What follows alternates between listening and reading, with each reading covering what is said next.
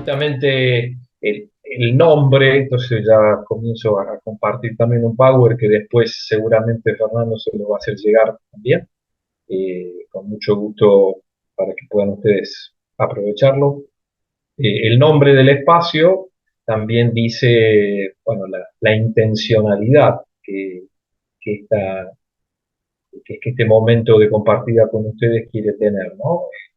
Hablar de hacia una espiritualidad de la vulnerabilidad, eh, quiere marcarnos también, o quiere ayudarnos a marcar también, que bueno, es un camino que no está totalmente hecho, como creo que muchas de las cosas que en la experiencia humana nos pasa, también en la experiencia cristiana, ¿no? Y me parece que mucho más en estos tiempos, donde una de las cosas que quizás tenemos que aprender, los que a lo mejor ya peinamos algunas canas, es que a veces los proyectos, las expectativas, las cosas que uno piensa para muy largo tiempo, a lo mejor hay que hacerla con mayor humildad, ¿no? Con mayor capacidad, digamos así, de hacer que la cosa sea más breve, ¿no? Incluso diría en algún momento hasta de cierta precariedad, y bueno, y desde ahí vivirlas a fondo, ¿no? En el momento que nos toca vivir personalmente a cada uno de nosotros. Bueno, ahí entonces comienzo a compartir con ustedes este Power quiere ser un momento de darles a ustedes algunos inputs, algunas cosas para pensar, esto de una espiritualidad o hacia una espiritualidad de la vulnerabilidad, pero también quisiera suscitar en algunos momentos la propia experiencia, la propia realidad, el propio diálogo dentro de lo que nos da este espacio también de una horita y cuarto, horita y media que compartiremos, ¿sí? Así que bueno, si ustedes ya ven ahí desde el vamos, de hecho dentro de un rato vamos a tener, nos aparecen imágenes y me parece que es importante tener algo en esta tarde de imágenes que nos ayuden a pensar en la vulnerabilidad no solamente desde ideas, ¿no? Sino desde sensaciones, sentimientos. Una de las cosas que a mí siempre me ha impresionado de Francisco, que justamente era un hombre de gran capacidad de sentir, ¿no? Sentir profundamente lo que pasaba a su alrededor, y por eso pudo hacer, eh, digamos así, la propuesta, ¿no? Y bueno, quizás también desde esa sensibilidad es que algunas cosas lo llevaron a tocar fondo, algunos elementos que me parece que están en parentesco con esta realidad de la espiritualidad, de la vulnerabilidad que tiene, ¿no? ¿Por qué hablar? O sea, ¿cuál es el motivo? ¿Cuáles son los motivos que nos podían ayudar o reclamar o pedir que rehabitemos este tiempo desde la espiritualidad? Y fíjense que digo rehabitemos porque una de las cosas más importantes que nos pasa o que nos tendría que pasar es justamente no solamente transitar los lugares, que está bueno, ir de paso, peregrinar, ¿no? Sino sentirnos como que en ese lugar o en esos territorios o en esas experiencias donde nos toca a cada uno de nosotros vivir, bueno, Dios nos llama a estar ahí, a poner morada ahí, ¿sí? Sabiendo, como digo, que esta morada es pasajera, muchas veces no tiene que ir ligera, pero sin embargo sentir que ahí está nuestro lugar, ese es nuestro espacio, ¿no?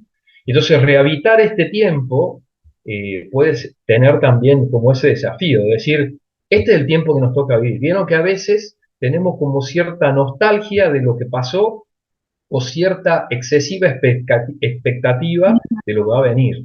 No, bueno, el hoy es lo único que tenemos entre nosotros, para nosotros, ¿sí? Entonces, en ese hoy, rehabitarlo desde una espiritualidad, bueno, para nosotros en este tiempo puede tener algunos motivos. El primero, que yo celebro, me uno a ustedes, es parte de toda la familia franciscana, el tema de los 800 años de Francisco en el Alberna y todo lo que está alrededor. Sé que ustedes han tenido ya otras intervenciones al respecto de esto, entonces yo simplemente haré algunas alusiones, pero me parece importante que ese no sea solamente un recuerdo, una efeméride como hacemos, sino sea una memoria que nos ayude a vivir este momento concreto de rehabitación que les decía, que es el hoy que cada uno de nosotros tenemos. Entonces, ¿podrá esta memoria decirnos, invitarnos, movilizarnos hacia algo? Bueno, veremos si eso al menos se puede llegar a dar, ¿no?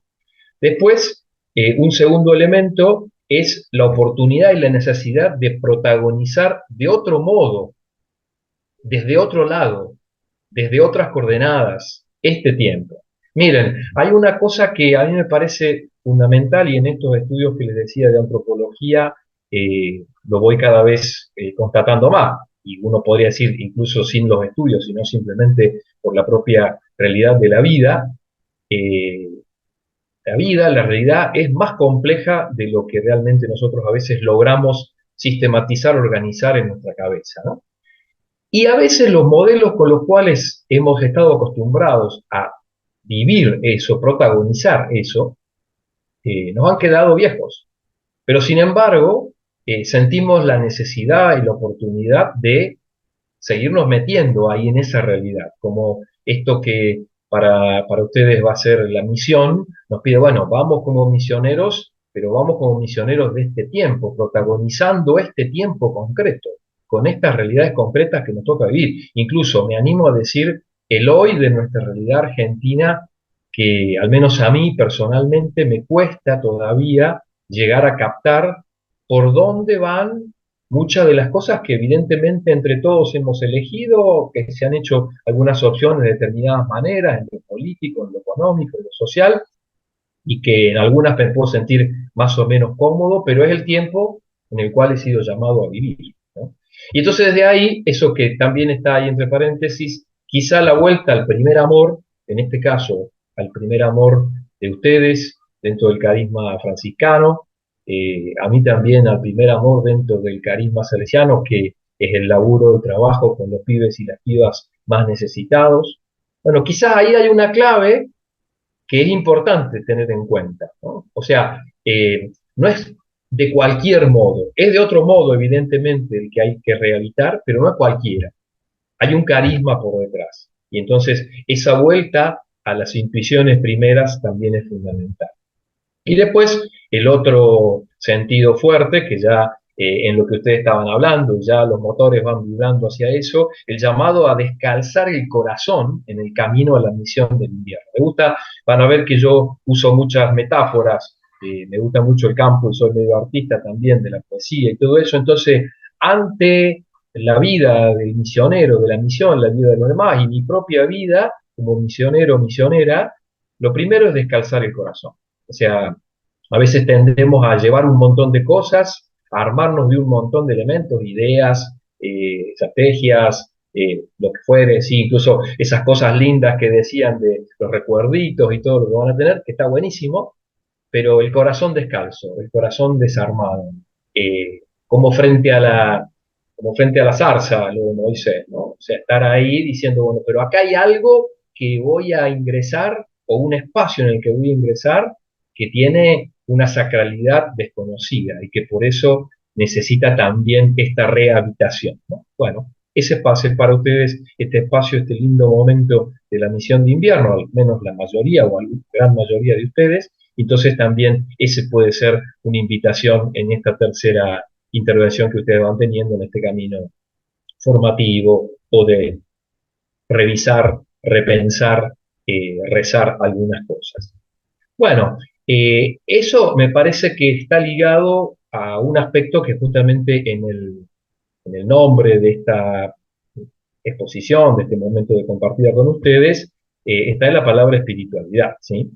Y la palabra espiritualidad nosotros podríamos dar mil definiciones. Yo acá quise armar una que me sirva para esto justamente que vamos a estar compartiendo a lo largo de este tiempito.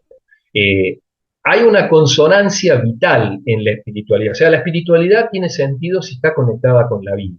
Si son ritos vacíos, si son experiencias meramente religiosas en el sentido de lo instituido desde una creencia, muchas veces terminan vaciando y desarmando la vida.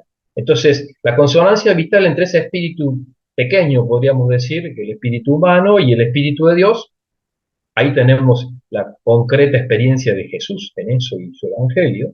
Bueno, pero hoy contemporáneamente, el tiempo este que nos toca vivir, que decíamos que tenemos como la necesidad de habitarlo de otra manera, de otro modo, también hay como una sensibilidad especial en muchas realidades, las que están en las ciudades, pero también las que están en los lugares más recónditos, también con aspectos que tienen que ver con la ancestralidad, con aquellas cosas que son más del modo de vivir, quizás ligado a estilos distintos de vida que nosotros no estamos acostumbrados, donde el aspecto de la espiritualidad también está profundamente llamado, está profundamente convocado a aparecer en muchas de las realidades en las que nosotros nos toca vivir.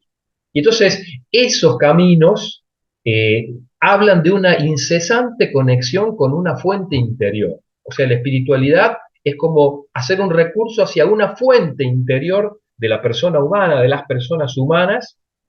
Entonces podemos pensar acá en muchas experiencias de espiritualidad que no necesariamente son religiosas, ¿sí? En el deporte, en el arte, en el tema de ciertas espiritualidades que nos pueden parecer más de gente bien, o como el mindfulness y tantas cosas de esas. Bueno, hay como una necesidad de reconectar o una conexión incesante con algo que está dentro. Pero ese algo que está dentro redunda en un incremento, se vuelca hacia la vida en todo su abanico. Bueno, hoy estamos justamente en el Día del Medio Ambiente. Y a ustedes, franciscanos, franciscanas, no tengo nada yo que decirle, que justamente Francisco de Asís nos dijo eso. O sea, la vida, no soy solamente yo, quizás yo soy un pequeño elementito de esa vida, pero la gran creación, la gran realidad del hermano Sol, la hermana Luna, hasta la hermana Muerte, bueno, tienen que ver con todo esto. Entonces, la espiritualidad es cómo reconectamos en este tiempo con esa fuente interior para que la vida crezca, para que haya realmente más vida, o vida en abundancia, nos diría también el Evangelio de Juan. Entonces, por eso hablamos de una espiritualidad en este tiempo, porque necesitamos también en este recorrido, seguramente ustedes lo vendrán haciendo, pero decir, che, ¿cuál es mi fuente interior? ¿Dónde está puesto mi corazón descalzo? ¿En qué cosas es donde realmente yo descubro que puedo hacer que la vida crezca? Bueno, esa pregunta es una pregunta fundamental de este tiempo, pero una pregunta fundamental de todos los tiempos. Y entonces, ante eso, me parece interesante que hagamos un pequeño ejercicio. Yo les voy a ir mostrando una serie de fotos, de imágenes, de realidades que quizás a ustedes les traen sentimientos, recuerdos, quizás algunas le impresionan más, algunas los emocionan. Bueno, quisiera invitarlos a que entren por ese camino, por el qué les provoca esto o estas imágenes que van a ver. A ver que hay cosas que pueden ser en común, otros elementos que varían, como que vayamos dejándonos impactar, de- como dejándonos también invitar, si se quiere también, por lo que las imágenes nos van a decir. Voy a ir relativamente lento, no mucho, para no dedicarle mucho tiempo, pero para que ustedes también puedan rumiar un poquito esas imágenes que vamos a ir viendo.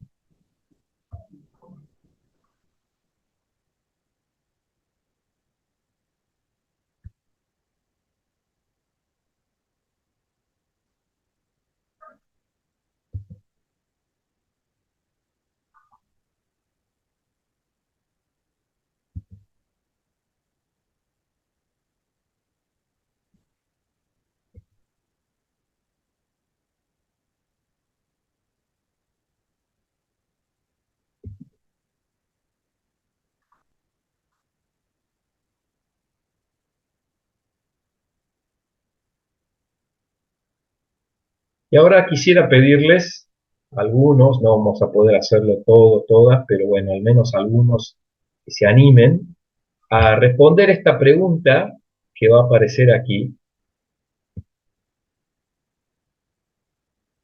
que es, ¿qué podríamos decir que hay en común entre las imágenes que hemos visto aparecer?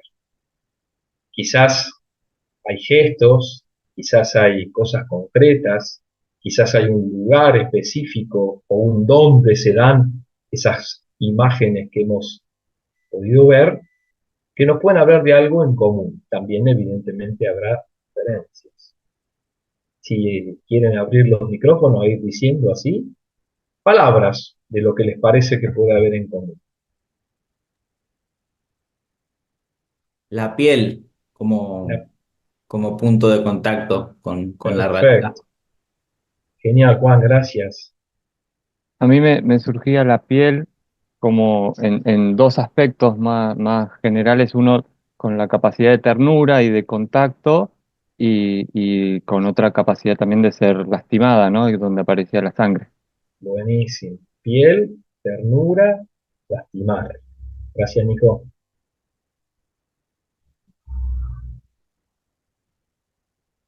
¿Alguna cosa En, más? en mi punto de vista, nosotras, estoy con mi compañera acá, podemos ver que todas las imágenes en sí representan un dolor, ya sea por una herida, ya sea por un parto, ya sea por ese dolor de saber que estuviste toda la vida al lado de una persona y que va a llegar un final, y bueno, el dolor en sí. Bien, buenísimo. Mai y Yashi, gracias. El dolor, sí, aparecen muchas de ellas, ¿no? Vínculo. El Bueno, vínculo. también, sí, también veía que algunas imágenes muestran la compañía, Ujú. el sostener, y otras la soledad. Bien, bien. Gracias, Laura. O sea, el tema de, en algunas estoy yo solo, sola, y en otras el tema de los otros, ¿no? La vincularidad. Buenísimo. ¿Algo más? Yo veo también como una fragilidad, por así decirlo. Ujú.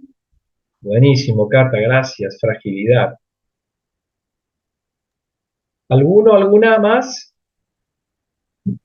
Yo sumar que por ahí las imágenes que muestran como las heridas también es la carne está abierta.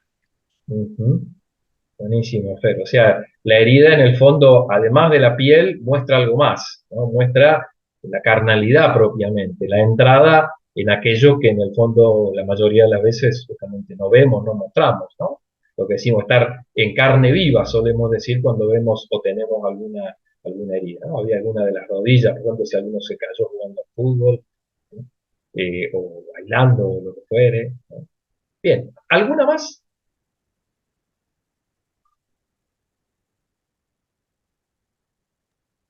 Bueno, Ternura en muchos casos.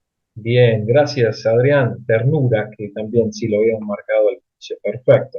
Miren, eh, todas hablan de un elemento, la palabra evidentemente no salió porque es pero salió fragilidad, que es parecido, ¿no? Todas nos hablan de la vulnerabilidad, ¿sí? Y muy bien, lo que salió del inicio de la vulnerabilidad es algo de piel. Ya vamos a avanzar un poquito más adelante, pero en el fondo quizás el lugar donde más se percibe la vulnerabilidad es cuestión de piel, ¿sí? Eh, es habitar, antes hablábamos de esto de rehabitar, ¿no? El mundo, entonces acá, habitar este mundo, o sea, la vulnerabilidad es habitar el mundo afectado por otros. Y acá aparecían dos modalidades de estar afectado, ¿sí? Afectado por lo que me hace bien, la caricia, la ternura, el gesto que me dice estoy acá con vos, te siento cercano, estoy a tu lado, te acompaño aunque estés sufriendo, ¿no? Pero por otro lado, el gesto violento también, ¿no? Donde te golpeo, donde quiero entrar dentro de tu piel para dejar una marca de que yo pasé por aquí, ¿no? De que aquí estuve yo haciéndote algo que en el fondo es como decir, vos sos mía, vos sos mío y yo puedo hacer lo que quiero. Bueno, Esto es típico de la condición humana. O sea, todos los humanos vivimos así. Vivimos afectados por otros, ¿sí? La vincularidad que me parece que Laura marcaba, en el fondo es eso, ¿sí? Es la afectación, la afección, el sentir que el otro me hace algo, ¿sí? Más allá de si ese algo es bueno o no es tan bueno, ¿sí? Entonces, la caricia me puede hacer pensar en algo que me hace sentir placer, que me hace sentir, de hecho, había alguna de las imágenes que hablaban de caricias en el ámbito de lo sexual, por ejemplo, ¿no?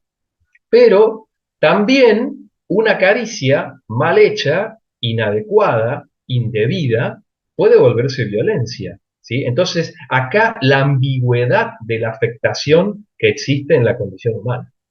O sea, en nuestro modo de ser personas, mujeres, varones, estamos afectados por otros, pero no siempre somos capaces de descubrir hasta dónde eso que nos afecta a nosotros o el modo con el cual afectamos a otros puede ser positivo o puede ser negativo. Puede ser desde una perspectiva, incluso justamente las palabras ternura, la palabra herida, violencia, tienen hasta una connotación de género en algunos casos, ¿sí? Que de hecho justamente en este tiempo se está intentando romper esos estereotipos de género y los varones podemos ser más tiernos y las mujeres pueden ser más firmes, cuando antes se tenía la idea de que la ternura era solamente femenina y la fuerza, la potencia era solamente masculina, ¿no? Sabiendo que en realidad esto no era siempre solamente así, pero son esos imaginarios que tenemos. Entonces, la vulnerabilidad, y acá uniendo los dos puntos para que podamos como desarmar el ovillito de lo que quiero compartir con ustedes, es una oportunidad interesante de este tiempo en el cual descubrimos, y creo que la pandemia en eso nos hizo confrontar de manera muy dura, de que somos vulnerables. O sea, una pequeña cosa, incluso imperceptible, nos puede matar, nos puede afectar de tal manera que nos deja confinados en casa, ¿sí?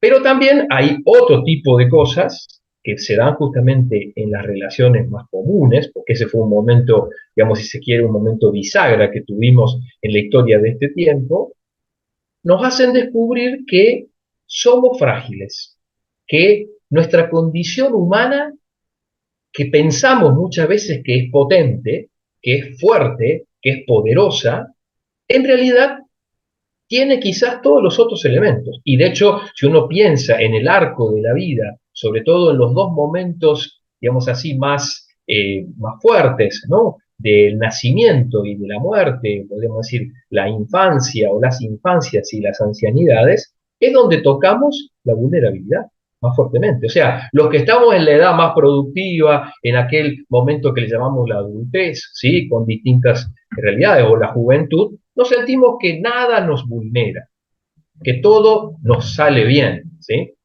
Sin embargo, si comenzamos a mirar más de fondo, estas imágenes tocan muchos de los elementos de nuestra vida en la edad que cada uno de nosotros estamos teniendo en este momento. Entonces, la vulnerabilidad es aquello que nos define como humanos. Quizás podemos decir, ser humano es ser vulnerable. Ser humano es necesitar ser afectado por otros. Y ahora tomemos la vulnerabilidad, no en el sentido que muchas veces lo hablamos cuando es esta violencia, es decir, chicos vulnerables o derechos vulnerados, que es cuando yo le quito algo. La vulneración también tiene una potencia positiva, tiene un valor y un poder, decimos en el lenguaje de la antropología, una agencia, una capacidad de acción, ¿sí? Que me hace de determinada manera, que es positiva.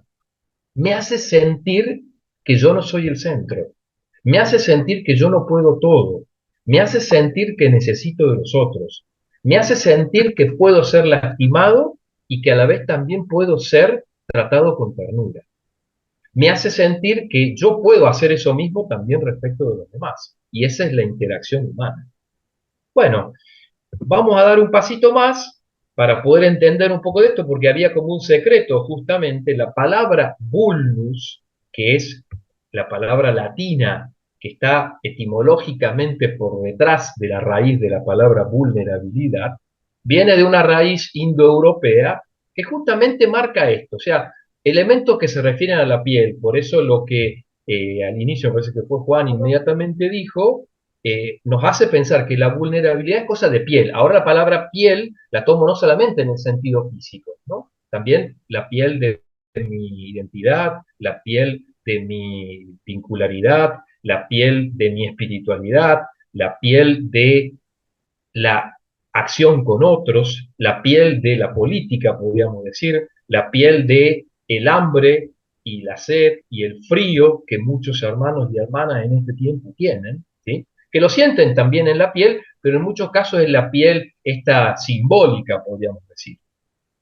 Esa palabra que está a la base, que en realidad no es bull, sino en el original es vel, por eso también una palabra que va a venir de ahí se va a decir velludo o vellón, ¿sí? Va a venir de cuando se tiene mucho pelo, tiene que ver con esto, ¿sí? Bueno, perdón por esta digresión de un poco así, digamos así, de lingüística, pero me parece que nos puede servir porque estos dos sentidos en los cuales la palabra vulnerabilidad se toma, la palabra vulnus, justamente hablan de estos dos elementos que estaban por detrás de las imágenes que vimos. Por un lado, la herida. Y esto que decíamos, la herida es exposición de la carne. Herir es exponer, es hacerte quedar en lo abierto, en la apertura de aquello que vos no mostrás, ¿sí? Entonces, herirte desde el lado psicológico, desde el lado emocional, desde el lado físico, es abrir algo que vos no querés mostrar o que en general no mostrás para que otros lo vean y te sientas en cierto modo necesitado o imposibilitado a determinadas cosas por esa apertura, por esa hendidura, por esa herida que se ha provocado.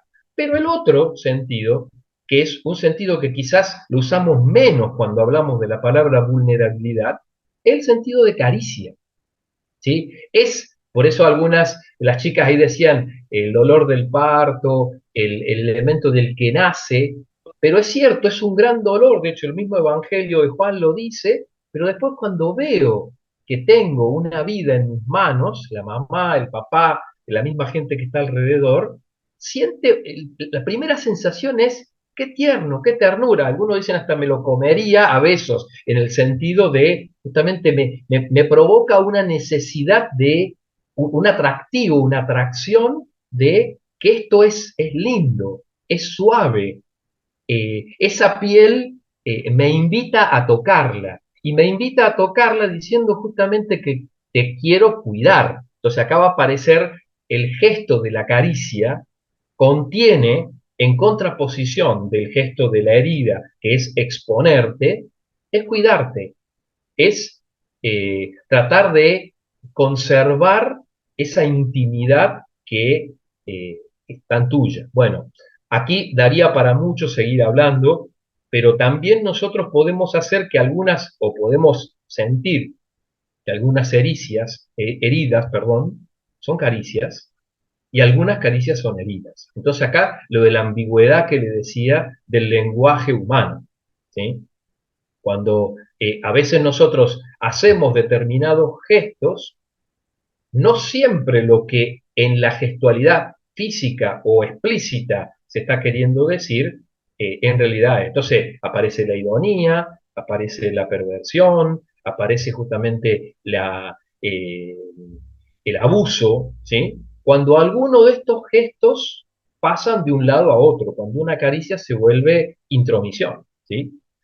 Pero también podría ser, como digo, lo mismo, cuando una herida o cuando una exposición es para que justamente vos puedas salir hacia afuera, puedas mostrarte más, es para que puedas sacar lo mejor de vos mismo, de vos misma, ¿no? Bueno, esto, como digo, daría para muchísimo, pero me parece que es interesante tenerlo en cuenta y sobre todo en vistas a estas tres cosas que decíamos, pero fundamentalmente al de la misión, porque nosotros nos vamos a encontrar con gente y nosotros mismos somos gente que vamos hacia ellos. Eso es un proceso, por decir así, de afectación de personas. Entonces, es ese modo con el cual vamos a ir, ya vamos a profundizar algo más de esto, y el modo con el cual vamos a recibir, vamos a receptar, vamos a acompañar, vamos a simplemente a veces contemplar la vida de los demás, tiene que ver con esto de la vulnerabilidad, con esto de que afectamos y sentimos la afectación, la afección de los demás en nuestra vida. Bueno, por eso quisiera compartir con ustedes 3 pistas. Acá llegaremos al nivel, y bueno, le pido también a Fernando de última que me haga señal si me paso el tiempo, pero creo que más o menos estoy bien. 3 pistas que tienen que ver con cosas que, si se quiere, están presentes en este, o podrían estar presentes, o me parece que tendríamos que tenerlas en cuenta para una espiritualidad de la vulnerabilidad, para que realmente sea profunda este deseo, este rehabitar que nosotros estamos bueno, intentando hacer a partir del proceso de la misión, pero también de esta memoria que decíamos de este tiempo que nos toca vivir. Fíjense, la primera pista es una pregunta, y me parece que tiene que ver en el fondo con la imagen de Dios que tenemos, ¿sí? Porque, por eso pregunto, ¿será indiferente creer, adherir, asumir, celebrar, proclamar a un Dios o creer en un Dios vulnerable?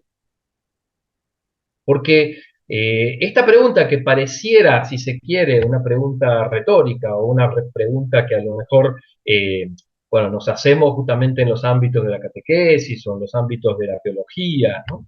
En realidad es una pregunta que va al fondo de la experiencia de la vida que nosotros vamos a hacer como misioneros, como misioneras, ¿sí? Porque de hecho, misionado o misionero, misionalidad, tiene que ver con ser enviado. Y ese que me envía, nosotros decimos, es Dios, ¿sí? Vendrá por la convocación del grupo, de la comunidad desde la cual pertenezco, el carisma franciscano, pero en el fondo está Dios por detrás de eso. Entonces, ¿será lo mismo? ¿Será indiferente? ¿Dará igual creer en un Dios todopoderoso, que la sabe toda y la tiene toda resuelta y que está totalmente lejano? ¿O creer en un Dios vulnerable en esta línea de lo que decía? Es decir, un Dios que puede ser acariciado y acariciar, un Dios que puede ser herido y herir. Fíjense que juego justamente con ese elemento que son las 2 imágenes de esto de la vulnerabilidad. Un Dios en el cual yo estoy llamado, estoy llamada a poner mi esperanza, a encontrar mi espejo, a buscar la fuente interior esa, porque bueno, para nosotros como creyentes la fuente interior está justamente en este Dios. Entonces, ahí podemos como comenzar a encontrar alguna de estas claves. Miren, para mí la primera es esto, que es una cuestión que todos bien lo sabemos y lo celebramos en Navidad, y también lo hemos celebrado en la Pascua, porque en el fondo tiene que ver con realidades que son de la carnalidad de Dios. Nosotros creemos, y esto que como digo, lo repetimos de manera tan automática a veces que pierde el sentido, creemos en un Dios de carne, en un Dios que asumió la carne, en un Dios que nos muestra su carnalidad. Y de hecho, si vamos al Evangelio, vamos a descubrir que los gestos de Jesús son siempre gestos carnales. Desde el inicio del nacimiento, por más que tiene toda una construcción que los evangelios han hecho, o los evangelistas han hecho para poder entender ese hecho, es una noche en Belén que una mujer da a luz un hijo, su esposo le está ayudando, y ese chico tiene todas las características de un chico que recién nacido, ¿sí? Entonces, ese chico recién nacido, por más que después le hemos puesto una serie de otras cosas, y bueno, los pastores escucharon a los ángeles, pero en el fondo es un acontecimiento terrible, profundamente humano, que está marcándonos que ese Dios en el que nosotros creemos es un Dios que ha roto la lógica de cómo se entendían a los dioses o a las divinidades antiguamente. Un Dios que ha elegido, así de manera deliberada, mostrarse como un pibe, como un niño, que caga, que necesita la teta, ¿sí? Y eso nos dice que Dios se ha hecho hombre. En ese Dios creemos. Entonces, vuelvo a la pregunta, ¿creer en este Dios será indiferente? ¿O creer en un Dios que, bueno, hizo como sí, pero en realidad estaba todo resuelto? Incluso nosotros podemos seguir con todo lo que el relato nos marca, ¿no? Nadie le daba lugar en el hospedaje, era una noche de frío, el lugar donde fue a nacer era un lugar donde estaban los animales, después fue perseguido, bueno, cantidad de cosas que dicen esta carnalidad que Dios asumió y en el Dios en el cual creemos, en realidad, más que posibilidades, le generó un montón de límites. Entonces, es un Dios que elige la limitación. Un Dios que elige el estar, por decir así, entrampado en una lógica de lo más pequeño, de lo menor. ¿Sí? Para ustedes esto creo que debe sonar ciertamente mucho más fuerte que para mí, ¿no? La minoridad. Pero a la vez también es un Dios que en su vida nos muestra características de un ciudadano común. De hecho, ¿qué van a decir muchos? Che, pero este no es el hijo del carpintero. O sea, no es uno de los nuestros, no está en el pueblo, no es de Nazaret, incluso a ver si puede salir algo de Nazaret que sea realmente importante, válido. Es un obrero, se gana el pan con el sudor de su frente, aprende el oficio de su padre, es un precarizado también, ¿sí? Porque en el fondo el ser obrero tenía que ver con esto de no tener un puesto oficial o un lugar específico dentro del rango social del pueblo de Israel, y entonces estar sometido a los vaivenes de la realidad económica, de la realidad de la producción, ¿no? Entonces uno puede pensar acá, este Jesús que aprende con José el oficio del artesano, decimos carpintero, pero podía también tener algo de herrero, algo de albañil, vaya a saber cuántas cosas estaba alrededor de eso.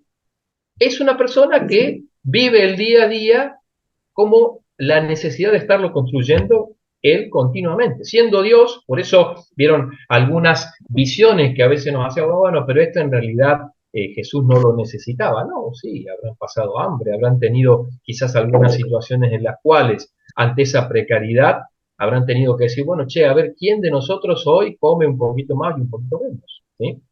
Y no está mal pensar el Evangelio así. Porque si no, hacemos una construcción justamente de un Dios que no es vulnerable, ¿sí? De un Dios que es todopoderoso. Bueno, pero él podía hacer un milagro, porque después vamos a ver alguna cosa. No, no lo hizo. Vivió como el hijo del carpintero. A la vez también, y esto me parece que tiene que ver con el modo de obrar de este Dios vulnerable, jamás impone, jamás hace un gesto que pueda justamente hacer sentir al otro que está mal, hacer sentir al otro que merece el último puesto. Por el contrario, vamos a ver después que justamente es una de las cosas que le van a traer problemas, ¿no? Entonces, sí, no es un Dios que impone, sino un Dios que propone. Y más todavía, un Dios que se expone. Y en esto que hablamos de la herida, creo que ustedes pueden entender. O sea, se expone como para decir, bueno, en el fondo me muestra dónde está su punto débil, ¿sí? Y ese va a ser justamente el problema que va a comenzar a sucederle a Jesús de Nazaret cuando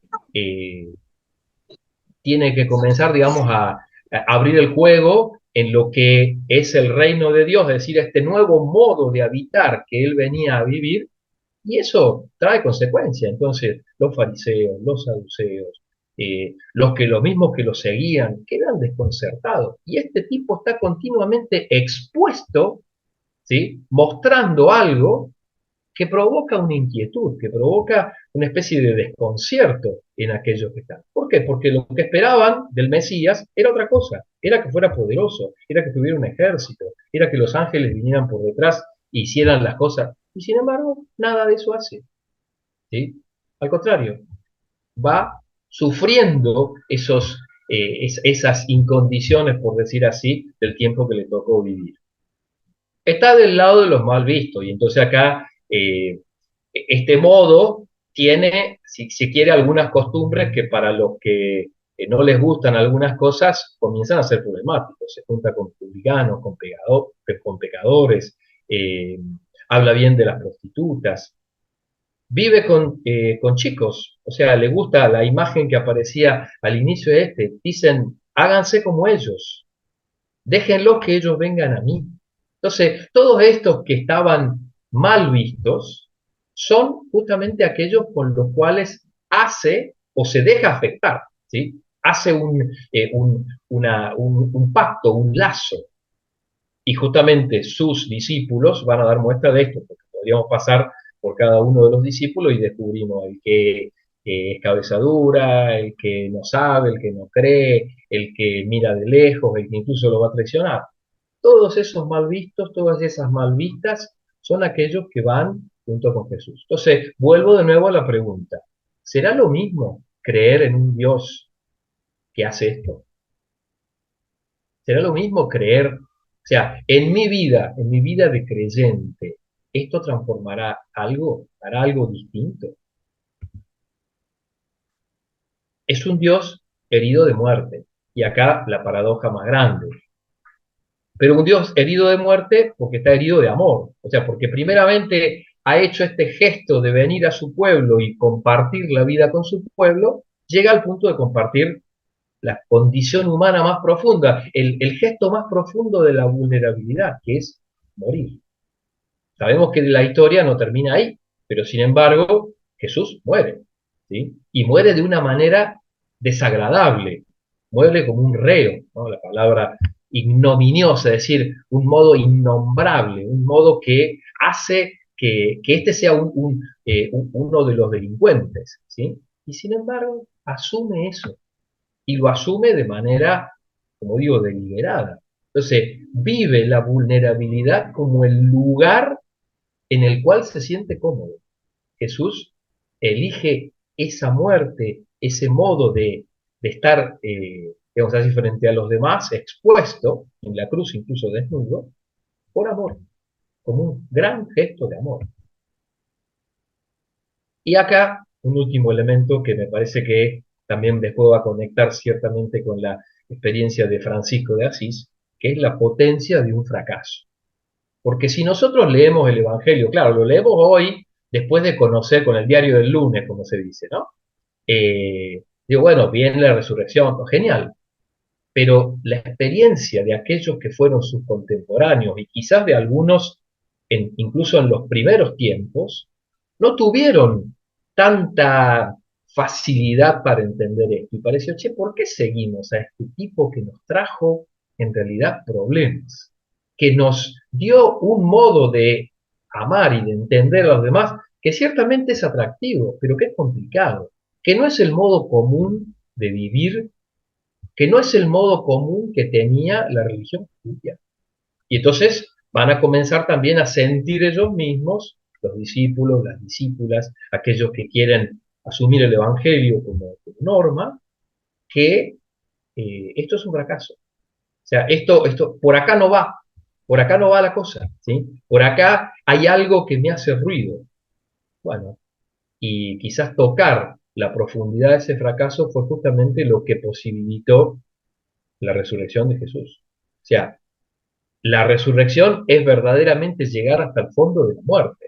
Lo decimos ahora en la noche de Pascua de manera poética, ¿sí? El dueño de la vida luchó con la muerte y vivo vuelve a reinar. Sí, pero en realidad sabemos que eso tuvo que pasar por un montón de elementos que es lo bajan de la cruz, lo llevan al sepulcro, no sabemos dónde está, y bueno, todo lo que va a pasar después en los días subsiguientes, por más que Jesús se va apareciendo, y que cuesta entenderlo, porque bueno, esta experiencia justamente de un Dios fracasado no tenía que ver con la imagen de Dios que probablemente o seguramente tenía el pueblo de Israel y que tenían en general como expectativa todas las religiones de ese tiempo.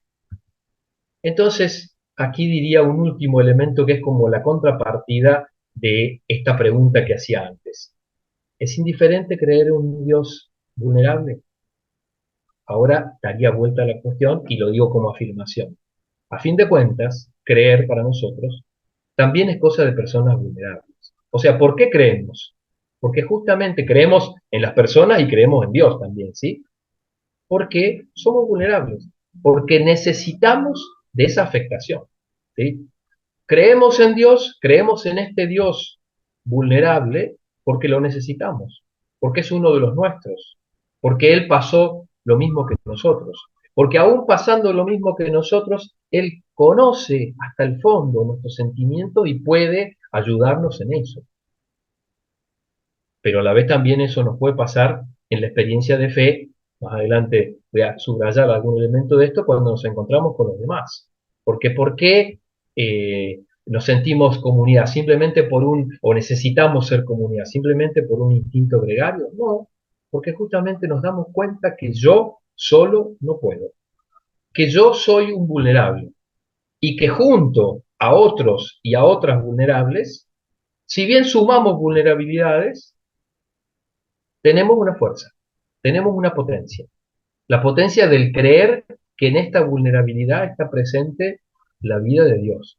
Diríamos en el lenguaje de la experiencia cristiana, está el reino de Dios. El reino de Dios pasa por eso, por creer en este Dios vulnerable y creer como personas vulnerables nosotros. Entonces, primera pista va por este lado. Preguntarnos, quizá, para esta experiencia de rehabilitar nuestra espiritualidad, si el Dios en el cual creemos, al cual vos le rezás, al cual celebramos en nuestras Eucaristías, en nuestros espacios de compartida de la palabra, ¿es un Dios vulnerable o es un Dios que aparentemente todo esto ya pasó, pero ahora no? Fue un mal sueño, ¿sí? Y ahora todo eso está resuelto. ¿O sigue siendo vulnerable? ¿Sí? Ahora vamos a dar un pasito más con el siguiente y vamos a referirnos al modo con el cual nosotros lo vemos o lo vivimos a este Dios que es la iglesia también, que en estos tiempos está viviendo fuertemente su vulnerabilidad. Segunda pista, la paradoja del cuerpo en una espiritualidad de la vulnerabilidad. ¿Por qué digo paradoja? Porque espiritualidad, antes hablaba de una fuente interior, antes hablaba de conexión entre el espíritu humano y el espíritu. En general pensamos que espíritu es inmaterial, ¿sí? Pero vamos a decir que esta espiritualidad de la vulnerabilidad solo se puede vivir, o podemos decir que es una espiritualidad verdadera, cuando se vive con el cuerpo, desde el cuerpo, sintiendo todas las características, incluso la materialidad del cuerpo. Entonces, esto que aparentemente sería lo no espiritual, es lo que permite lo espiritual. La corporalidad, la carnalidad de Jesús es la que nos posibilita la espiritualidad cristiana. Bueno, es justamente lo que un autor que a mí me gusta, en general no me gusta mucho la lectura de la teología, soy más del área de las ciencias humanas, pero bueno, siempre uno tiene que andar por alguna de estas cosas, entonces también se amiga de los que en el fondo dicen las cosas más parecidas a uno, por decir así, ¿no? Y entonces, este Adolf Gesche nos dice una cosa muy llamativa, ¿no? Dice, en nosotros Dios descubre la carne. O sea, como que Dios hubiera tenido que aprender algo de la humanidad. Fíjense, llega hasta este punto, como que Dios, desde su eternidad, por decir así, si pudiéramos hacer esta imagen de un Dios etéreo, inaccesible, ¿no? Dice, ¿cómo puedo hacer para salvar al hombre? Y tengo que aprender de él, tengo que aprender que en la carne es donde se da. Entonces, esta expresión es una expresión muy fuerte. O sea, es como decir, Dios aprende que sin cuerpo no puede salvar al hombre. Bueno, en muchas religiones esto está totalmente desfasado. Hay que, pensemos en algunas, incluso hay que liberarse del cuerpo. No, en nuestra espiritualidad cristiana, el cuerpo es el lugar de la espiritualidad. El cuerpo personal, el cuerpo de los demás, el cuerpo de la iglesia, el cuerpo evidentemente también de Jesús. Por eso, Cuando hablamos acá del cuerpo, no estamos hablando del cuerpo como una entidad, digamos así, filosófica o hasta incluso diríamos biológica, ¿no? Estamos hablando de su cuerpo, o sea, el cuerpo de Jesús, el cuerpo real y el cuerpo, digamos, que nos ha dejado en su resurrección. Pensemos la celebración que tuvimos el domingo, ¿sí? Cuando nosotros celebramos el Corpus Christi, ¿qué celebramos? Celebramos la majestuosidad de una hostia dentro de un ostensorio, dentro de que pasa por, ¿no?, donde lo hacen a eso, ¿no? Eh, o celebramos a un Dios que, como decía antes, tuvo que ser niño, tuvo que tener y también tuvo que morir. O ambas cosas, ¿sí? Pero de hecho es muy importante que nos preguntemos eso, ¿sí? También por justamente este compartir que la misión nos va a pedir, ¿no? Porque del otro modo, bueno, yo todas estas cosas las vivo, pero después en realidad me encuentro con Dios verdaderamente cuando estoy frente al Santísimo Sacramento del altar, que habrá que encontrarlo seguro, pero ese es el único, el primero, el más, eh, no sé si la palabra es verdadero, pero al menos el que me acerca más a la experiencia de Dios, ¿sí? Y lo mismo respecto de mi cuerpo, ¿sí? Porque acá también nos han enseñado, al menos los que tenemos un par de años, ¿no?, que todo lo que pasaba por tu cuerpo era lo malo. Y en cambio, otras cosas que tenían que ir por tu mente, por tu corazón, por los valores morales, éticos, etcétera, era lo que vos tenías que internalizar, a veces en contra de tu cuerpo. Bueno, la juventud de hoy nos están diciendo que vivir de ese modo no se puede, ¿sí? Y entonces por eso, en muchos casos deciden, mira, si es así, me quedo con mi cuerpo porque es lo único que tengo, ¿sí? Y se van de nuestras iglesias, se van de nuestros colegios, se van de nuestros lugares de fe, porque le decimos, así, con ese cuerpo, no. Bueno, si no es con este cuerpo, no tengo otro, ¿sí? Entonces, acá, de nuevo, es mi cuerpo, tu cuerpo, tiene una serie de cosas que yo desde afuera, justamente por esto no, y a veces justamente corriendo el riesgo de herir, ¿no? Muchas veces ese cuerpo no puedo valorar, no puedo estigmatizar, no puedo clasificar, ¿sí? Y también nuestro cuerpo, que me refiero a nuestro cuerpo, a que nosotros somos un cuerpo como comunidad. Bueno, acá ustedes decía, Ifer, van a ir en distintos grupos y ahí construirán también un vínculo, o ya lo tendrán construido por las distintas cosas, pero nuestro cuerpo también es un cuerpo material, con Me volví un necesidades, poquito con tarde. experiencias, con aspectos que tienen que ver con justamente esta vulnerabilidad. Algunos necesitarán ayudas, algunos necesitarán paciencia. Bueno, este cuerpo concreto es el que tenemos. Este cuerpo concreto es el que habitamos, ¿sí? No habitamos un cuerpo que, en el fondo, como digo, es una gran realidad así imaginaria, teórica. No, es este cuerpo. El cuerpo que se enferma, el cuerpo que tiene sueño, el cuerpo que tiene frío, ¿no? El mío, el tuyo, el de los otros. Y ese es el cuerpo con el que me encuentro.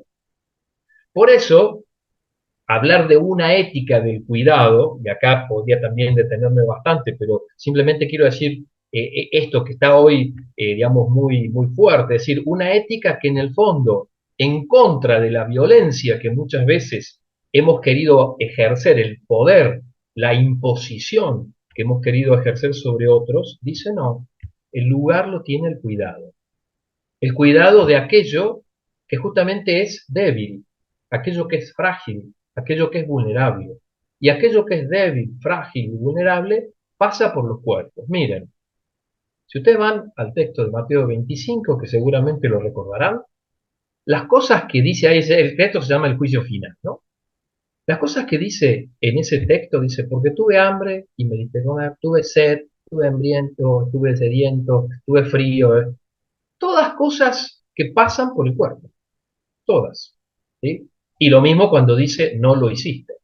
Y termina diciendo, el que hizo esto o el que no hizo esto por el más pequeño de mis hermanos, conmigo lo hizo. O sea, ahí hay una clave que no es poética, es una clave real. Si vos te pusiste al hombro el cuerpo, la vida de tus hermanos, como digo, con todas estas realidades que de antes hablábamos, te pusiste al cuerpo, al hombro mi cuerpo, diría Jesús, en el fondo te va a pasar esto. Vas a tener que atender a todas estas realidades y muchas otras que uno podría pensar en ese tiempo, porque me enseñaste, porque me tuviste paciencia, porque me escuchaste, porque me acompañaste, porque me ayudaste a cruzar la calle, porque me cocinaste, ¿sí? Bueno, entonces aquí adquiere esta realidad del cuerpo entendido como cuidado, el lugar donde están los cuidados, ¿sí? Por eso también esto está muy fuerte en algunas espiritualidades, como decía antes, no necesariamente cristianas, pero que tienen que ver con una cercanía muy especial, por ejemplo, todos los que están en el campo de la salud, ¿sí? Porque el cuidado del cuerpo de los más débiles, en el fondo, está marcando esto. Yo me estoy haciendo cargo de la condición humana cuando justamente está debilitada. También en el caso de mi propio cuerpo, cuando yo me cuido personalmente también, que podríamos tener todo un capítulo respecto de eso, ¿sí? Porque no es solamente la ética del cuidado de los otros, podríamos pasar de nuevo por el mi, tú, su, nuestro cuerpo, ¿sí?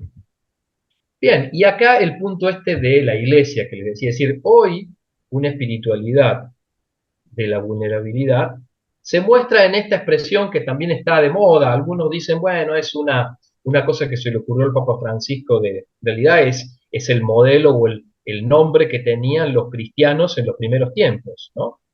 Los llamaban los sinodales, es decir, los que caminaban conmigo, eso significa, ¿sí? Pero ¿por qué caminan conmigo? Porque justamente nos necesitamos para acompañarnos. Entonces, una sinodalidad que es vulnerable, una, un modo de caminar juntos que sabemos que muchas veces es débil, ¿sí? Es débil en el sentido de que tenemos que ponernos mucho más de acuerdo, sabemos que algunas de las cosas que acordamos duran para hoy, pero mañana tendremos que acordarlas de nuevo. Algunas de las costumbres que tenemos como iglesia, y acá voy a la iglesia en general, ¿sí? Fueron muy válidas, muy necesarias hasta diría en algunos momentos, pero hoy a algunos le hacen mal. Entonces, una sinodalidad vulnerable tendría que ser capaz de deshacerse de alguna de estas cosas que hieren en lugar de acariciar a algunos hermanos, a algunas hermanas. O al revés, una vulnerabilidad sinodal, que es esto de cuando vamos caminando juntos, bueno, acá si hay algunos que son de Buenos Aires, bueno, pero en general en muchos lugares tenemos la experiencia del peregrinar, ¿vieron? Que los últimos kilómetros del peregrinar, sobre todo los que podemos ser un poquito más, menos atléticos, ¿no? Nos puede pedir esto de que, bueno, otro te tiene que hacer cargo de vos.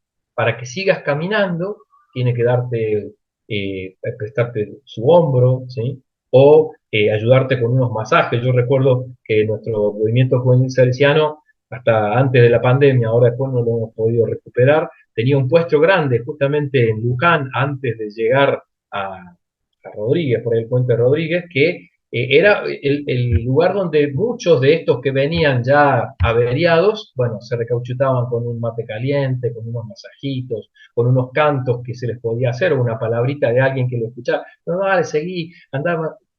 Eso es vulnerabilidad sinodal. O sea, es hacernos cargo de que los demás, al igual que yo, me necesitan. Tienen estas fragilidades de las cuales nos tenemos que acercar. Y por último, que me parece que se entiende perfecto, por eso lo digo muy rápido, ¿es creíble hoy una fe solamente cuando esa fe se muestra con el cuerpo?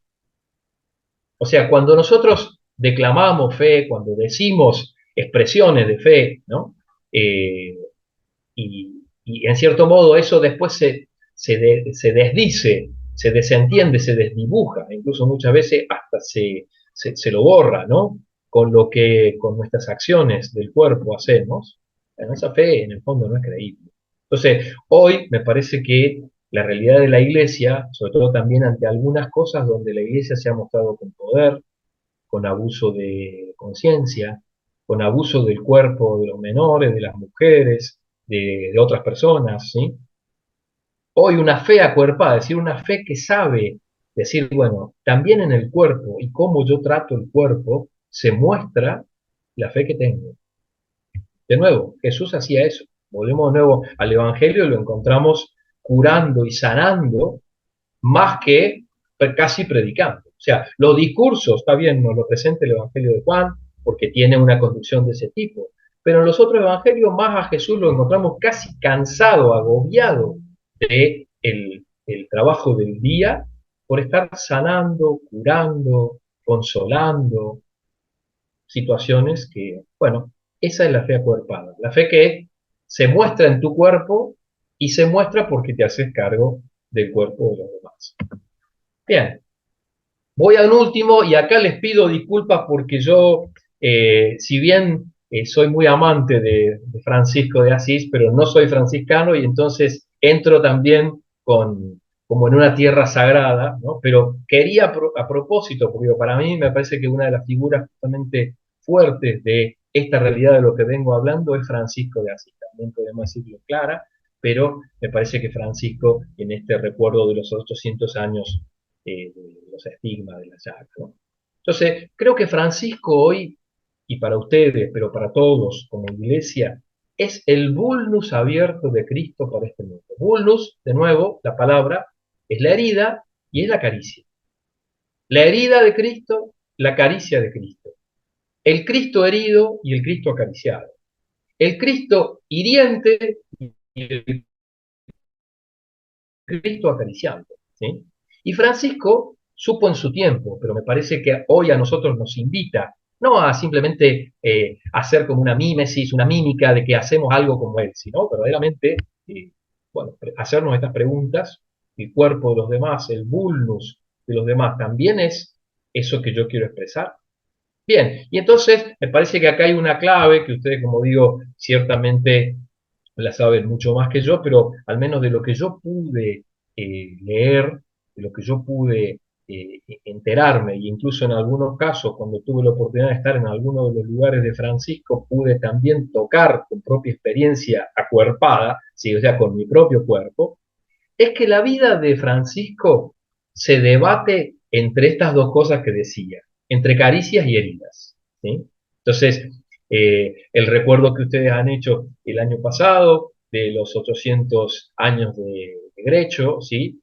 Más allá de lo que fuera que se hizo ahí, ¿sí? En el fondo es esto de nuevo que estaba planteando cuando comenzaba lo de en qué Dios creemos.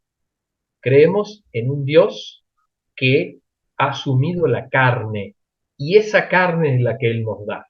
Esa carne es la que Él nos quiere hacer participar. Y es un Dios que es niño. La palabra que se usa es inerme, ¿sí? Inerme significa que está totalmente desarmado, ¿sí? Que pueden hacer cualquier cosa con Él. Incluso hasta puede morir si lo dejamos solo. Francisco nos hace ver en lo que Grecho quiere decirnos, pero me parece que a lo largo de toda su vida, que esa inermidad, ese estar desarmado, acá todo el tema del espacio, ¿no? Es una clave, ¿no? Pero a la vez también, que es lo de el Monte Alverna, es la otra punta, ¿sí? Que tiene que ver justamente con eh, la muerte, con el sentir profundamente algunas cosas que no salen bien, esto que decíamos del fracaso, ¿sí? Yo creo que justamente la experiencia que él hace ahí, en lo poco que yo conozco, es justamente eso, es decir, che, ¿habré hecho bien al fundar esto? ¿Habré seguido realmente lo que el Evangelio, que yo me había enamorado de ese Evangelio, quería?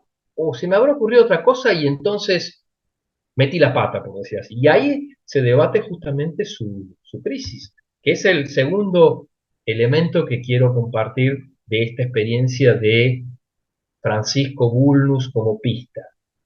Francisco se anima a peregrinar, y esto es real, ¿sí? Ustedes lo conocen también, a ir caminando, es decir, no se queda ahí como doliéndose, sino comienza una peregrinación, incluso sintiéndose mal con algunos hermanos, sigue visitando a sus hermanos, a otros hermanos, ¿sí? Peregrina la noche de las crisis, ese momento en el cual siente esto que decía, ¿habré hecho bien? ¿Habré esto que que, que fue como una gran corazonada, un gran sentir. Siempre recuerdo ese elemento que aparece en muchas de las películas también, ¿no? La leyenda, el cuento del rey que se casa con la mujer, la pobreza, ¿no? Bueno, todo esto, eso, llega ahí y dice, pero acá se me fue de las manos. Y se anima a entrar en esa noche y justamente vivir profundamente lo que esa noche le provoca, lo que esa noche le trae. Incluso yo pensaba en esto de una persona que fue el juglar de Dios, la perfecta alegría, etcétera, se transforma en alguien que es taciturno, triste, ¿sí? Y de hecho el hermano León muchas veces me parece que le va a reflejar esto. Y sin embargo, no se sale de eso. Dice, voy a peregrinar esta noche. Esto es una experiencia fuerte de todos los místicos, ¿sí? O sea, Francisco en esto justamente toca fuertemente la mística. San Juan de la Cruz va a decir lo mismo. ¿Se acuerdan ese estribillo que después también se le puso música en TC? De noche iremos de noche, que para encontrar la fuente solo la sed nos alumbra. Es esta misma experiencia con otras cosas, ¿sí? Juan de la Cruz, que quiso reformar, o lo que recuerdo también ahí en TC, el hermano Roger muchas veces en su estilo sencillo repetía hasta el cansancio. Cuando la noche se hace oscura, tu corazón es un fuego. O sea, cuando entras en el profundo, la profunda oscuridad de la noche, el fuego es lo único que permanece dentro, es lo único que te calienta. Y tenés que acostumbrarte a eso, ¿sí? Al solo fuego. Bueno, creo que desde ese lado Francisco nos da una muestra muy, muy fuerte de este aspecto. Me parece que también para ustedes con una espiritualidad con la cual van a ir a misionar, ¿no? En eso yo encuentro también lo que yo le llamo el modo Tomás. El modo Tomás me refiero al apóstol, ¿no?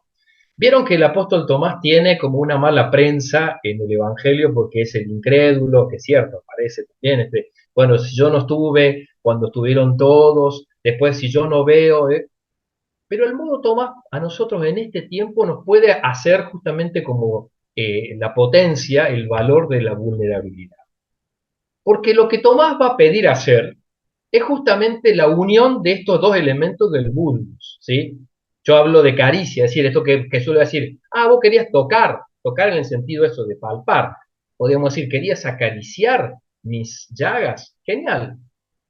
Pasá por estas llagas. Esas llagas te van a mostrar que yo estoy vivo. O sea, en este gesto de querer meter el dedo en la llaga, vas a encontrar la realidad de la Pascua. Vas a encontrar que yo realmente estoy vivo, estoy profundamente de vuelta con ustedes. Y entonces, al poder vos mismo, esa carne expuesta, tocarla, vas a también hacer la experiencia de tu Pascua. Por eso digo, me parece que este modo Tomás en este tiempo nos puede hablar de quizás algunas cosas que nos pasan o que le pasan a mucha gente. Dice, yo quisiera ver, quisiera tocar. Bueno, hay que tocar a través de las llagas, a través de las heridas. Es decir, no es tocar un algo que en el fondo es luminoso. ¿Vieron cuando tenemos esas imágenes o esas estampitas truchas, digamos así, de Jesús? No, era, era una herida, ¿sí? Una herida resucitada, pero una herida al fin, ¿sí? Por eso, lo mismo que Jesús va a comer junto con ellos, entonces va a seguir teniendo ese cuerpo también. Bueno, daría para mucho ahí. A mí me parece que hay una clave en Francisco que a mí me encantó cuando la descubrí. De hecho la compartía con Fernando y me decía, bueno, mira, hay como una sintonía, ¿no? Cuando se da eh, todo este hecho de la alberna y las llagas y como sea todo eso, la respuesta de Francisco es genial. No es, bueno, ahora ya estoy bien, estoy en paz, chao, puedo. Se abre a la alabanza y viene esa oración tan hermosa, ¿no? De las alabanzas al Dios Altísimo, ¿no? Donde Él, si se quiere, hace una experiencia de un Dios. A mí la que más me gusta, me gustan todas las cosas que dice, pero bueno, cada uno sensibiliza. Hay dos veces que le llama sos la belleza, ¿sí? Bueno, un tipo muy sensible a eso, muy sensible, muy vulnerable, digamos así, ante la belleza, dice, la belleza me está mostrando a Dios. Bueno, a través de esas heridas, a través de ese, él descubre que ahora puede acariciar también la obra de Dios en la creación. Bueno, en el lugar ahí de la Alberna está la oportunidad justamente de verlo, porque a la vez que hay todas esas rocas inmensas, ¿no? Que te conmueven, digamos, en su frialdad, ¿no? A la vez también están los bosques y bueno, todo esto que Francisco amaba ciertamente mucho, ¿no? Y a mí hay un detalle de ese relato, ¿no?, que me gusta muchísimo, que es la discreta, digo yo, caricia fraterna del hermano León, Frate Leone, a mí me gusta, ¿no? Porque sabía una canción en un tiempo, Frate Leone, pecorello del Signore, ¿no? Entonces me quedó a mí, por eso uso la expresión Frate Leone. Eh, Él queda cercano a Francisco sin inmiscuirse en su crisis, sin querer sobreprotegerlo. La imagen de la madre, que me parece que también es sumamente importante en todo esto, ¿no? Hermano y madre, ¿no? Entonces, no trata de tapar la crisis, pero a la vez está discretamente atento, cuidando la necesidad del hermano. Un ojo que está puesto en el hermano que está en crisis. Bueno, creo que acá hay una gran fuerza para entender el tema de la fraternidad, que está desprestigiada. O sea, si nosotros vamos a la Biblia, la fraternidad tiene malísima prensa. La mayoría de los hermanos y hermanas en la Biblia se pelean, terminan mal, ¿sí? Sin embargo, nosotros acá vamos a tener el modelo al revés, ¿sí? Que quizás es el modelo al revés justamente de Caín y Abel. Sí, sos el guardián de tu hermano. Estás atento a eso que él... Pero con discreción. A mí subrayo eso, porque creo que también a veces el, la sobreprotección es herir en lugar de acariciar, ¿sí? Entonces ahí también tendríamos que estar atentos hasta dónde ponernos o involucrarnos en las heridas de los demás. Pienso acá en todo el proceso de acompañamiento, en todo el tema de cuando los demás necesitan, ¿no? O sea, el asistencialismo también es malo, es en el fondo decirte vos no podés, ¿sí? El querer hacer el trabajo por otro también es malo, porque decir vos sos un inútil, sos una inútil. Bueno, la discreta caricia fraterna. Bien. Y algunas pistas que ya, algunas cosas me parece que han aparecido, entonces será simplemente subrayarlas, en relación a la misión. Es decir, en relación a este acontecimiento tan lindo, que yo creo que lo primero que quiero compartir es esto, es hacerte como también una pregunta, ¿no? Las preguntas, vieron, siempre te dejan picando el tema, ¿no? ¿Qué te mueve a misionar? Bueno, yo diría en mi caso, mi experiencia cuando he sentido, ha sido mi vulnerabilidad, no mi ser todopoderoso o tener todo resuelto. O sea, soy misionero porque justamente siento que estoy afectado por otros. Pero yo también voy a aprender cómo vivir esa vulnerabilidad con ellos o cómo vivir esa vulnerabilidad en ella, ¿sí? Cómo estar en la vulnerabilidad, cómo estar en la incondición. Entonces, acá aparece este tema de que, a ver, los misioneros no somos los que en el fondo tenemos las cosas resueltas y hay otros que las tienen que padecer, ¿sí? Nosotros somos los activos y ellos son los pasivos. En muchos casos, muchas experiencias de misión a mí me han devuelto que en el fondo el activo era aquel joven, aquella viejita, aquel lugareño, aquella comunidad a la cual yo pensaba que iba a ir para ayudarle con mis ideas, con mis planteos, con mis trabajos, con lo que fuere, con mi evangelio, ¿sí? Y sin embargo fui evangelizado, fui ayudado mucho más por ellos. Esta es una pregunta fundamental, ¿eh? Porque es la pregunta de en el fondo decir, ¿qué llevo a la misión? Perdón, digo, yo me meto en una cosa, pero yo creo que solamente llevamos, por más que nos hayamos preparado, yo llevo mi condición vulnerable, llevo mi capacidad y mi posibilidad de ser afectado por lo que vivo. Y tendré que vivir eso, ¿sí? Eso es a lo cual quizás Jesús me está invitando con esta misión. O el otro elemento, esto que también es de Francisco, ¿no? El Evangelio no necesita muchas explicaciones. El Evangelio es así y punto. Entonces, es tomarlo o dejarlo. O sea, en esto, es decir, esta vulnerabilidad que se vuelve justamente un Evangelio es, bueno, me voy a mover así, o en el fondo es preferible no ir. Es preferible, ¿no? Con esto no quiero desanimar a nadie, sino después Fer me va a decir, tenías que animármelo. No, es justamente para decir, che, quizás al revés, quizás Dios te está esperando allá con algo que va a ser un regalo para vos. Entonces, animate, pero animate desde ese lado, desde el Evangelio, es decir, a encontrar eso que estás buscando profundamente en tu fuente interior. El estilo samaritano. Digo acá, porque esto daría para, solo esto daría para toda una tematización. Vieron que en la parábola del buen samaritano, los personajes que pasan antes del samaritano, no se detienen por una razón muy específica, no se tienen que manchar porque van al culto, ¿sí? Podríamos decir así, están purificados, ellos están en regla. Y entonces tocar a un enfermo, tocar a un herido, involucrarse con él, era contagiarse, contaminarse. El samaritano que ya estaba contaminado, no tiene problema. Y dice, yo lo hago. Entonces, al cargarse con ese cuerpo, también, yo pienso hasta físicamente, si uno pudiera seguir la imagen de esa parábola, también se mancha con su sangre y queda justamente impuro. Pero a él no le preocupa, porque en el fondo ya es impuro. Entonces, ¿qué le hace una mancha más al tigre, diríamos en el dicho, ¿no? Pero sin embargo, lo que hace es adquirir el color de la herida del otro. Entonces, acaricia hasta tal punto la herida con sus cuidados de aceite, de vino, que el color de esa sangre, el color de esa herida pasa a ser su color. Y encima después va a contaminar a otro, ¿sí? Porque lo lleva al posadero, que también es otro personaje que sería muy interesante, posadero o posadera, ¿no?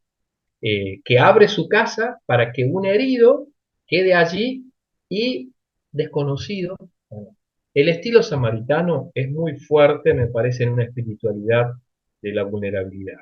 O sea, si no tenemos esta clave, es decir, que vamos apurados a hacer otra cosa que en el fondo es más pura, sino decir, Dios me va apareciendo continuamente en cada cosa que se me va presentando. ¿Cuál es mi actitud? Me detengo, me arrodillo, adoro ese hermano enfermo, ese hermano herido, ese hermano necesitado, que puede ser un misionero también, ¿eh? O sea, no necesariamente tiene que ser alguien, un lugareño o alguien del paraje donde voy. Puede ser un hermano o una hermana de esos días que está pasando un momento y a lo mejor teníamos que hacer, bueno, pero me tengo que detener. Bueno, es complejo después en el momento real, pero me parece que hay que tenerlo presente que quizás no es llenar la libreta de las buenas acciones, sino que habrá que dejarse impactar, acariciar o herir por esas acciones que Dios nos va a presentar. Esta es una expresión de mi hermano Eduardo Meana en esa canción Si quieres te acompaño en el camino, ¿no? Cuando va el peregrino que va desanimado, le dice, ¿no ves el hilo de oro de la Pascua que rediseña todo lo que cruza? Parece que es esto, es decir, ¿no ves que por dentro de la herida hay una posibilidad de que la luminosidad de la resurrección aparezca? Quizás no la vamos a ver, pero entonces la pregunta es válida. ¿No ves? Si no lo ves, pedilo. Si no estás posibilitado de descubrirlo hoy, quizás mañana. Pero yo ya dejo la pregunta de que el hilo de la Pascua, que es un hilo de oro, está rediseñando la vida. Está ya asumiendo lo que ya asumió Dios. Entonces yo lo único que hago es simplemente acercar las posibilidades de que conciencia de esto o realidad sobre esto se tenga.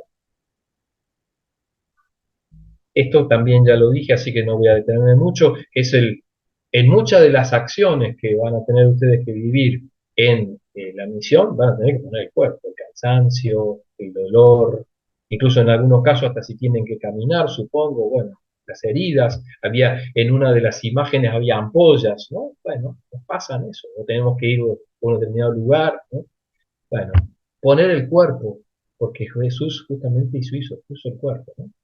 Pero a la vez también hacerse cuerpo, que es lo de dejarse comer por los demás, ¿sí? O sea, dejar que también los demás soliciten, pidan, eh, afecten este modo con el cual yo voy, y entonces quizás me pidan en algunas cosas, decir, bueno, esto no es para vos, tenés que ser alimento para otros, ¿sí? No te autoalimentes, no seas glotón de quedarte con todas estas cosas, glotón. Tenés que darlo. Bueno, también ahí hay mucho para rumiar, ¿no? Esto del hermano León que decía ir en la piel del custodio. O sea, la piel del custodio, decía yo antes, es una piel discreta, pero a la vez también es una piel, me gustaría decir, que está como erizada. ¿Vieron cuando uno se encuentra ante una persona que quiere o esa persona lo toca? Al menos a los que tenemos alguna vellosidad se nos para los pelos, ¿sí? Bueno, la piel del custodio, es decir, de aquel que está afectado, está como así, como sensibilizada al punto de decir, acá hay algo que me mueve, que me moviliza. En muchas de las acciones quizás que se nos van a presentar en la misión, a lo mejor la cuestión sea simplemente ser eso, el discreto gesto del custodio. No hacer nada, simplemente estar al lado. Y acá una cosa que ustedes la saben muchísimo mejor que yo, cuando en algún momento quizás la crisis más profunda de Francisco en ese momento fue que justamente eh, ese deseo por lo menor o por la minoridad, es decir, por lo más simple, por la simplicidad, quizás estaba corriendo riesgo. Entonces, la invitación es esa, amemos siempre lo menor, no busquemos lo mayor, ¿sí? Vieron que esto es una cuestión, a veces, bueno, pero podríamos hacer más. Hagamos lo que tenemos que hacer, ¿sí? Que probablemente ese, si tenemos que hacer, está discernido como comunidad, está acordado juntos, aunque me parezca a mí que es menor, en el fondo, ciertamente será lo mejor, lo más importante, lo más adecuado. Bien, y yo les dejo una pregunta, perdón que total la cara dura y medio, ¿no? Una pregunta para, quizás se la hagan durante el tiempo si quieren, personal o en grupo, ¿no? Los momentos que tendrán también de esto, o a lo largo del tiempo que resta, de los 40 días, ¿no? Hasta la misión. Pero es una pregunta que no es una pregunta teórica, sí es una pregunta para rezar, una pregunta quizás para compartirla, hasta para celebrarla, si es el caso, ¿no? ¿Quién, pongo primero, quiénes, qué nos o me afecta? O sea, me hace experimentar vulnerable. Quizá una pregunta de fondo que al levantarme todos los días de la misión y hasta ese día, o al acostarme, tengo que decir, ¿quién, qué me afectó hoy? Afectar en el sentido de esto, de me hirió, me acarició, me hizo sentir que esta herida está abierta todavía, me hizo sentir que esta ternura puede ser todavía mucho más profunda, que puedo tener nuevos modos de animarme a expresarla o a recibirla. Bueno, pues digo, una pregunta que en el fondo no es para un examen de conciencia, cuántas y cuáles situaciones, sino más bien para decir, ¿este es la fuente interior a la cual vuelvo? ¿O es simplemente juntar actividades, eh, eso, hacer cosas juntos, que está buenísimo, ¿eh? O sea, yo no estoy diciendo con esto que no es así, pero hay algo más, ¿no? Y ese algo más creo que va por este lado. Bien, y por último, antes de que si hay abierta algunas preguntas o algunas cosas, me decía Fernando Y entonces acá también coincidencia, que no es coincidencia sino providencia, o como dice un hermano mío, diosidencia, ¿no? Yo, de este tiempo, los últimos tiempos, cuando estaba repensando un poco todas estas cosas que quería compartir con ustedes, me reencontré con esta oración que alguna vuelta la había rezado, pero que al encontrar que tenía conexión con el momento de las llagas de Francisco, digo, bueno, acá hay esto que les decía, es el salto a la alabanza, el abrirse a la alabanza, ¿no? Entonces les invito a que si quieren podamos rezarla juntos, ¿no? Esta es una versión, no sé si la que ustedes van a tener, pero es una versión con una traducción que yo me animé a hacer, incluso en un lenguaje más nuestro, para también sentir eso, que en el fondo este Dios vulnerable llega hasta tal punto que hasta se deja traducir por nuestro lenguaje argentino, ¿no? Por nuestro modo de hablar cotidiano, ¿sí? Así que, si les parece, podemos, así en el silencio, no sé si algunos quieren abrir el micrófono, lo hacen, si no, simplemente en el lugar donde estamos, poder rezar juntos esta hermosísima oración, las alabanzas al Dios Santísimo. Vos sos santo, Señor, Dios único que haces maravillas. Vos sos fuerte, vos sos grande, vos sos altísimo. Vos sos Rey Todopoderoso, vos, Padre Santo, Rey del cielo y de la tierra. Vos sos trino y uno, Señor, Dios de los dioses. Vos sos el bien, todo bien, el sumo bien, el Señor Dios vivo y verdadero. Vos sos amor y caridad. Vos sos sabiduría. Vos sos humildad. Vos sos paciencia. Vos sos belleza. Vos sos seguridad. Vos sos calma. Vos sos gozo y alegría. Vos sos nuestra esperanza. Vos sos justicia. Vos sos templanza. Vos sos toda nuestra riqueza y suficiencia. Vos sos belleza. Vos sos mansedumbre. Vos sos el protector. Vos sos el custodio y nuestro defensor. Vos sos fortaleza. Vos sos refugio. Vos sos nuestra esperanza. Vos sos nuestra fe. Vos sos nuestra caridad. Vos sos toda nuestra dulzura. Vos sos nuestra vida eterna. Grande y admirable Señor. Dios Todopoderoso. Salvador misericordioso. Amén. Y al decirle muchas gracias, les muestro un recuerdo que encontré estos días.